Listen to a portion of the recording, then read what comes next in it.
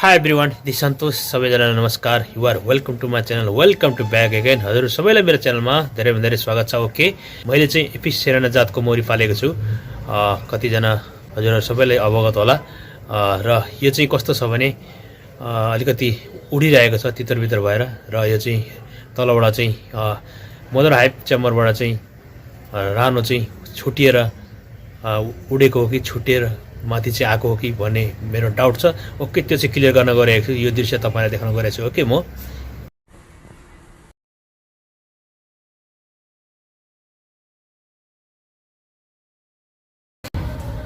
दर्शकबिनहरु मैले चेक गरेँ र त्यो भित्र चाहिँ यो माथि चाहिँ हो न जुन चाहिँ मैले अघि चेम्बर देखाएको थिएँ चेक गरेको थिएँ त्यसमा मैले रानी पत्तो लाएँ. सपोज यो रानी हेर्नुस्,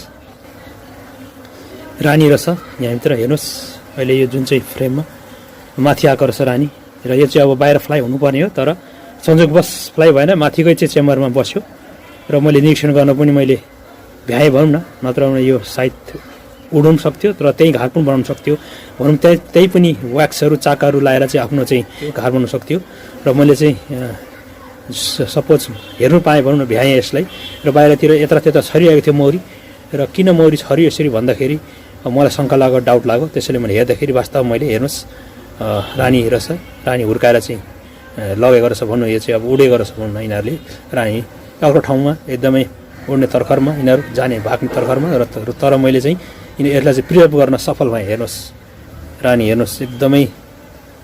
र यसको यथावत तल छ है, अर्को यहाँ यथावत तल छ मुनि हेर्नुहोस्, यसको घार तल छ. अब यसो गर्दाखेरि चाहिँ मैले यसरी चाहिँ एउटा फेरि अर्को गोला विभाजन भयो भनौँ न. अर्को मैले चाहिँ गोला चाहिँ मौरी चाहिँ अर्को मैले पाएँ भनौँ. अर्को यसरी सित्तैमा पाएँ भनौँ. यसरी चाहिँ अब यसलाई हामी के गर्ने भन्दाखेरि यसमा केजमा हामी हाल्ने 2-4 दिन यसो 1 हप्ता जति केजमा हाल्ने, यहीँ राख्ने. त्यो यिनीहरू वर्कआउट गर्न थाल्छ. यिनीहरूले चाहिँ यो फ्रेममा पुरै काम गर्न थाल्छ. त्यसपछि यिनीहरू कहीँ उड्दैन, कहीँ जाँदैन. मैले यहाँ रेडी बनाएको छु. मेरो यो जाली यहाँ छ. ओके, म यो जालीमा लाउन गइरहेको छु अब.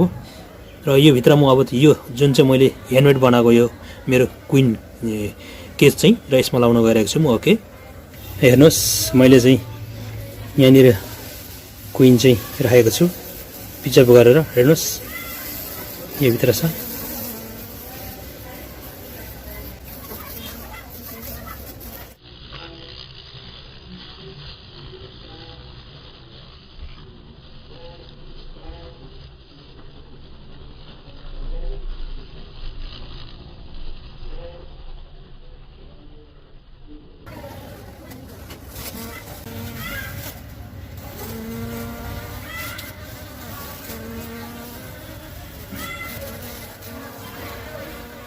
र म चाहिँ यो चाहिँ अब क्विन भित्र भनौँ, यो क्विन केज भित्र चाहिँ म चाहिँ नर्स बीहरू 1-2वटा लगाउन गइरहेको छु. ओके, यसमा चाहिँ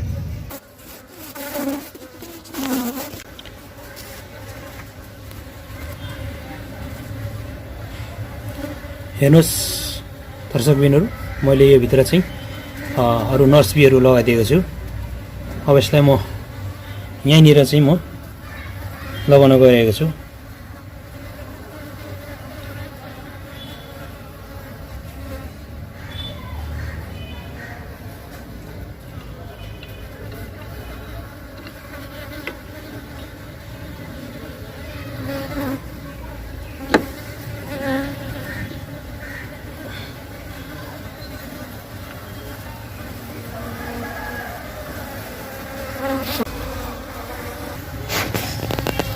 र दर्शकबिनहरू मैले यहाँ लगाइदिएको छु क्विन बिचमा. अब यिनीहरूले यो जुन चाहिँ मैले रुवा खाँदिएको छु नर्मली, यो चाहिँ लगभग 2-4 दिनमा यिनीहरूले ओपन गर्छ. यिनीहरूले जुन चाहिँ मैले रुवा खाँदिएको छु यो चाहिँ अब 2-4 दिनमा यिनीहरूले आफै टोकेर ओपन गर्छ. अनि त्यसपछि यिनीहरू रिलिज हुन्छ क्विन. त्यसपछि यो ठाउँ यिनीहरूले बिस्तारै मन पराउँछ, चाका पनि लगाउँछ, यिनीहरूले वर्कआउट गर्छ. ओके,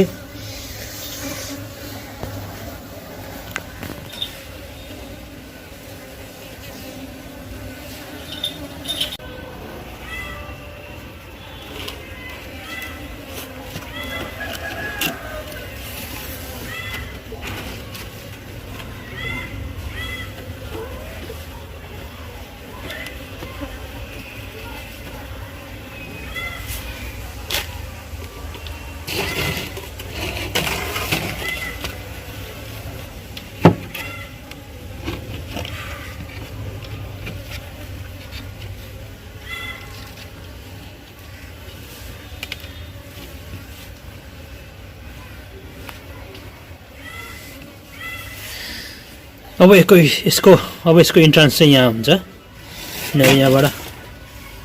यिनीहरू यहाँबाट आउटगोइङ इन्कमिङ गर्छ। ओके देन हजुरहरूले यो भिडियो कस्तो लाग्यो, यदि मन पऱ्यो भने मेरो च्यानललाई धेरैभन्दा साथ सपोर्ट माया गरिदिनु होला। ओके भन्दै मेरो भिडियोलाई यही थपिरहन चाहन्छु। Okay bye, see you.